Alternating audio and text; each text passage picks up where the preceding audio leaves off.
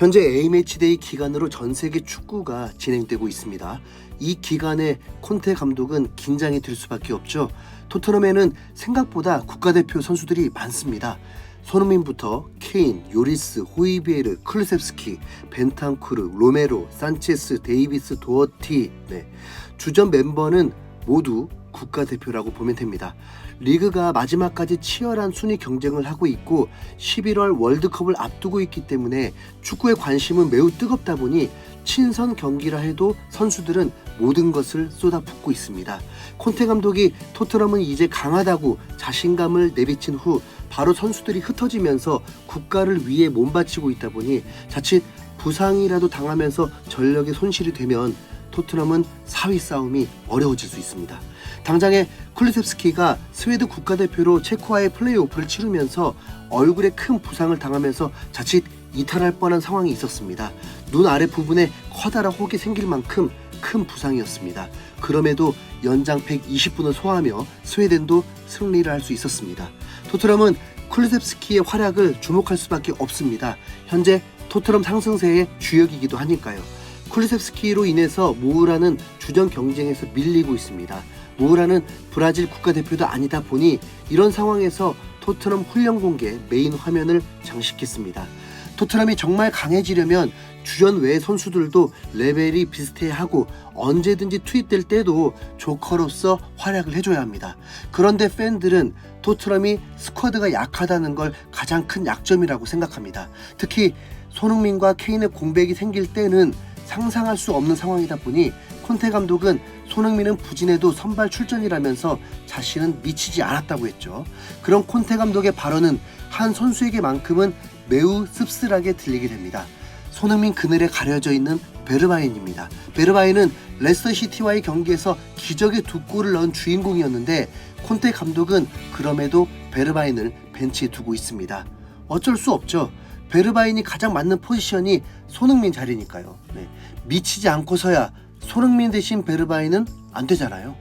공격만이 아닌 경기 자체에 헌신하는 손흥민은 베르바인과 수준이 다릅니다. 그러다 보니 베르바인은 경기 출전 시간이 매우 적습니다. 풀타임을 뛴 건 거의 기억에도 없네요. 폼이 죽을 수밖에 없고 자신감을 잃을 수밖에 없는 베르바인인데 기분 좋은 소식이 들렸습니다. 베르바인은 토트넘의 후보 선수임에도 네덜란드 국가대표에 뽑히게 되고 이번 덴마크와의 친선전에서 투톱으로 선발 출전을 하게 되었습니다. 네덜란드가 축구 강국이라는 거 모르는 분 없죠. 거기에 감독은 메뉴 감독을 맡았던 파날이었습니다. 그런 축구 강국의 명장이었던 파날이 경기를 많이 뛰지도 못한 베르바인을 선발 출전시킨 것입니다. 그런데 베르바인이 대활약을 펼칩니다.